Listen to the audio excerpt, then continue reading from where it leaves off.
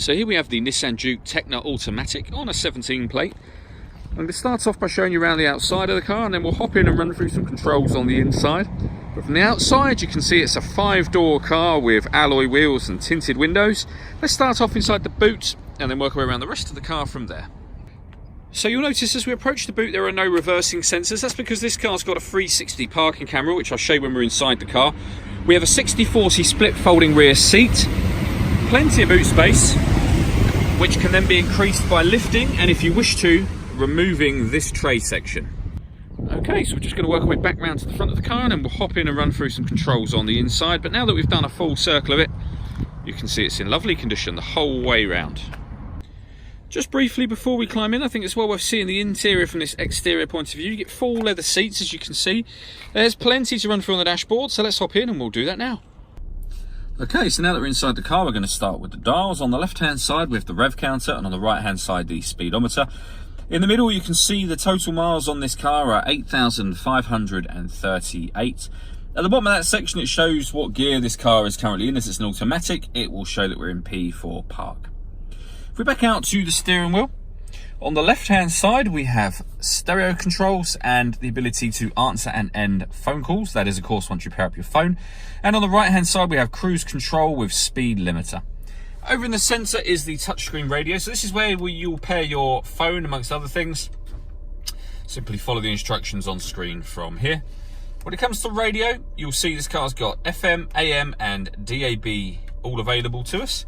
And if you want to listen to your own music, you can do. There's many ways to do that. We have the CD player, we've got USB input, auxiliary input, and once you paired up your phone, not only can you make and receive phone calls, but you'll be able to stream your music wirelessly via Bluetooth audio as well. On top of all of that, this car's got satellite navigation. It's accessed via those buttons just there. And there's a full video showing how that works on both our website and our Facebook page. And finally, for the screen, the camera. I mentioned this car had a 360 parking camera. If we put the car in reverse, you'll see the reverse camera image just there with guidelines showing you what direction the car is headed in relation to the image that you see. And then on the left-hand side, the bird's eye view of the car in the space that it's currently in. Makes it very easy to park, but it does go a couple of steps beyond that. We've also got front-facing camera and bird's eye view, or front-facing camera and the front passenger side wheel. I say very easy to park with all of those cameras. Underneath that, we have the climate control. So you can determine where within the car you'd like the air to blow. You can adjust the fan speed, the temperature, then hit that button to turn the air conditioning on, or off of course, or push that button in and you'll put it onto auto. The car will then maintain the fan speed for you to keep it at whatever temperature you've asked for in that section. And you can override that at any time you wish to. Just readjust the fans to whatever level you wish to have them on.